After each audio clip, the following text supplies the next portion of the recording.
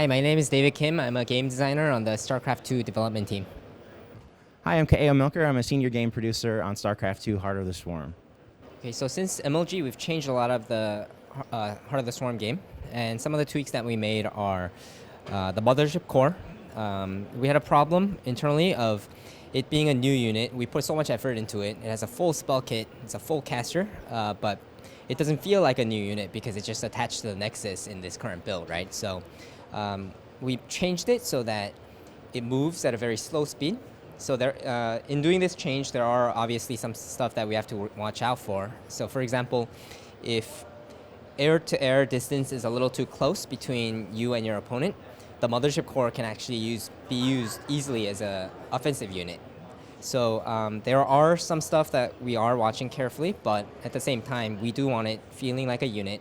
And if it moves, then it kind of does feel like a new unit, so that's why we changed that. And another thing that we changed was the battle cruiser. We actually have a speed upgrade ability. So if you click on this ability, if you use this ability, you get a speed boost for like 8 seconds. And we felt that kind of takes away from what the unit is, what the battle cruiser is, because battle cruisers, I think 3 most significant things, the features are slow movement speed, high durability, and high damage. So instead of just changing it into a different unit, we decided to just keep the speed as is. So it's this weakness, but we up the damage so that the battlecruiser is actually a stronger weapon when in combat. But it still has a downside of not being able to run away, not being able to get to places easily, and so on. Yeah, so the current state of balance we think is pretty good, and the patch, we released the situation report last week saying we're thinking of doing a Raven patch and a Creep Tumor nerf, but what's funny is right up to that point when we decided to do that change, when we decided to test out that change, Zergs were really dominating tournaments, but right when our post went out, maybe a couple weeks before then, Zerg started struggling a little bit, so that kind of changed. So what we're going to do is actually, we're going to take our time to really decide what's going on right now in order to make sure that those changes are correct. And if they're not, then we're going to not release that patch or do some other minor tweaks to other areas of the game. I guess my favorite unit right now in Heart of the Swarm, I think it keeps changing as we work on more polish of each unit. But right now, I think the Swarm host is pretty fun to use, and the reason for that is because the Swarm host is very unique in that there's nothing like it in Wings of Liberty, because the Swarm host keeps generating free units over and over. There's some cool stuff you can do. You can actually combo it with fast movement speed units such as the Hydralisk. So you can use the free wave of locusts to tank for your Hydralisks, which are very fragile. And now with the speed upgrade, you can easily maneuver it back when the locusts are dead. So you actually lost nothing while killing some units of his. And you just keep repeating that process over and over, wearing down the enemy. And I think that's just a fun new add to multiplayer. I don't want to make it sound like we're all about Zerg, but I'm actually kind of in love with the Viper right now. Abduct is such an awesome ability to use, and what I'm really looking forward to, because I am not a David Kim level player at all, so I'm really looking forward to seeing the Viper, at the pro level and sitting at a Barcraft and have that moment where just the perfect abduct is pulled off and everyone is screaming, and that's something that I'm really, really looking forward to. We actually tried a lot of units. It's hard to keep count how many we scrapped, but one example of a new unit is when we came up with new units, we tried to make sure that either we're filling a gap that's existing in Wings of Liberty, or it's a completely new thing that people aren't really used to. So one example is in Wings of Liberty, all the harass units in the game go for the worker line. They never go for your stack, the enemy's army. So we wanted to introduce a new unit that kind of harasses that stack but doesn't really function well in combat. So what we had was we had a type of a missile launcher unit at the factory. So this missile launcher had no weapon and had one ability on a longer cooldown, like a minute or 2 minutes cooldown. You can use that ability anywhere on the map, and what it does, it fires a missile at that location, and the enemy has to move away. If not, he takes a lot of damage. So the problems with this obviously was, of course, enemies will go for your peon line if you can shoot it anywhere on the map, and or it's going to go for key structures such as like spires, pylons powering multiple gateways, and so on. So we excluded those two things, and it kind of felt weird because it's a missile that fires and it lands, but it doesn't kill. It does like 0 damage to workers, which made like no sense. So that was problematic. And the second problem was it's pretty much a nuke against the enemy army. So we already have that in the game.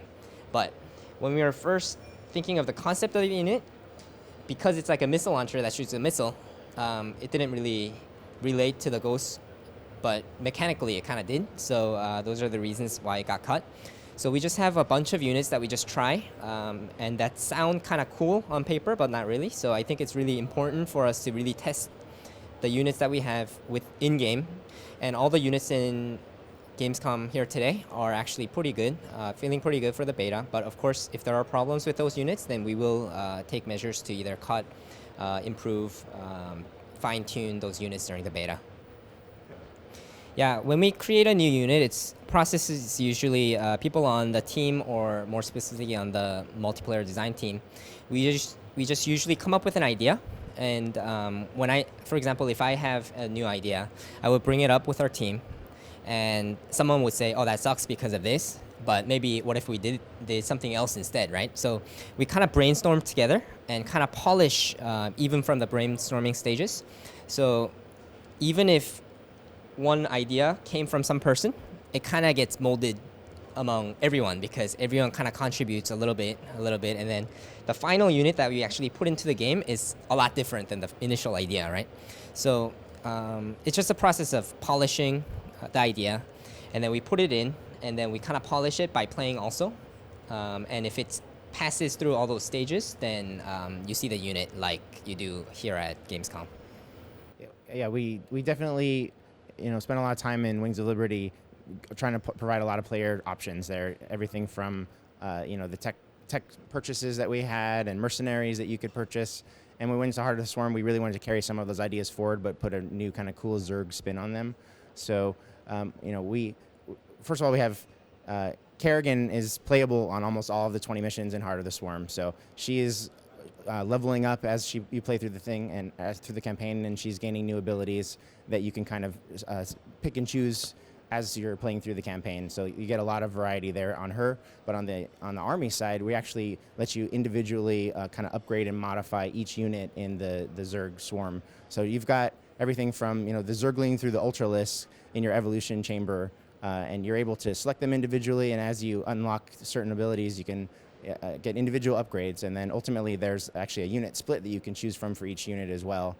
Things like on the Baneling, you get to choose between a Splitterling, which is a Baneling which when it explodes, 2 smaller Banelings are spawned and then they go on to do additional damage, versus the Raptor, which is a Baneling that can leap over things and then detonate.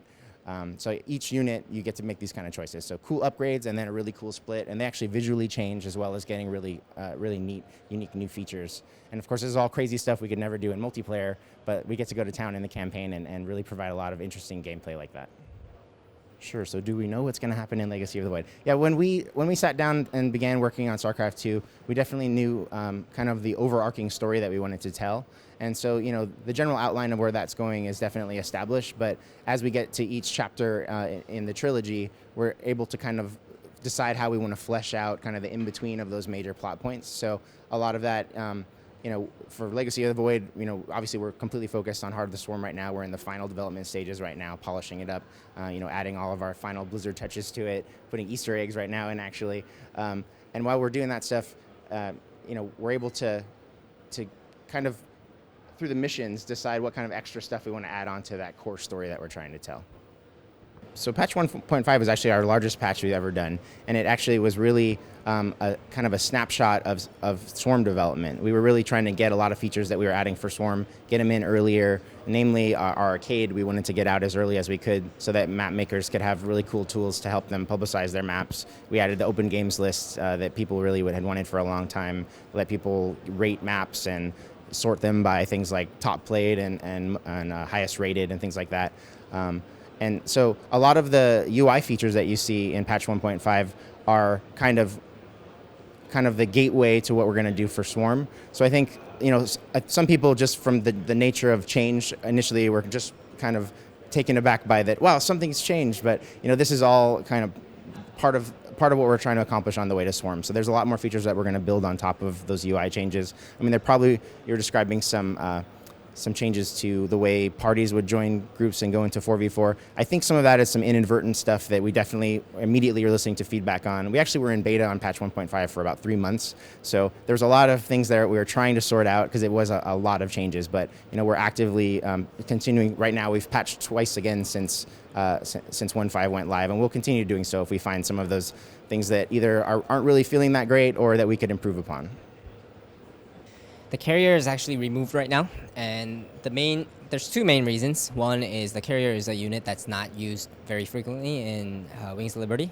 Second is we introduced the Tempest, which is a very similar unit to the carrier, but we feel like in our internal playtest games that it's just doing everything that the carrier does, but a little better, because the strength of the carrier, like the carrier's damage doesn't really counter a lot of things for cost, right? So the strength is it's just an all-round unit against everything that's just pretty decent, but not amazing, right? So that's exactly what the Tempest is, but Tempests actually have an upgrade to increase their range to 22, which is a pretty crazy range. It's not the final number.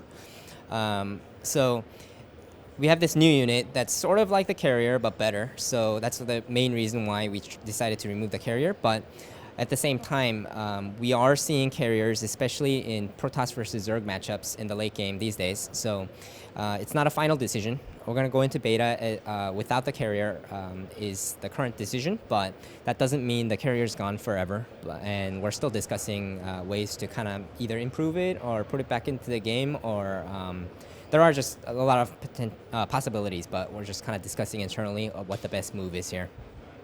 We feel like the Tempest is going to be a very strategic add in the sense that if the enemy doesn't have air units out, you can actually harass from above zero ground, and there's nothing that can actually kill the Tempest, right? So in terms of that, there's going to be a lot of strategic elements. Or on the flip side, if you use it with your army, if you protect your Tempests and poke at the enemy, you kill a siege tank off here and there, the enemy is going to feel pressured to push into you, which means you can fight at a more favorable position of the terrain. And like you said, it'll hopefully really help against Mass Colossus versus Mass Colossus in the late game PvP.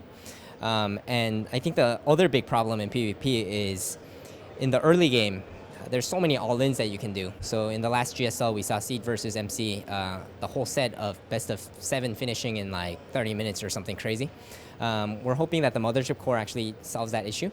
So we think with the Mothership Core solving the early game issue, and hopefully Tempest solving the late game issue, we feel like Protoss versus Protoss will be a lot more solid in Heart of the Swarm. So how close are we to finishing Heart of the Swarm? We're actually in the very final stages right now of polishing Heart of the Swarm. So on the campaign side, all the missions are done. We're basically just tuning difficulty on it. Like I said, adding that final level of Blizzard polish that we're so famous for. All those little details and like I said, Easter eggs and just fun stuff like that we're putting into it. On the multiplayer side, we're actively working on locking down the balance to get a beta build together. And once we have that, we'll go into beta, and the beta process will take as much time as we need to kind of make sure that the multiplayer balance and the units are where they need to be. And once we're feeling confident that things are set for esports and for people to start playing, we'll solidify a release date and announce it.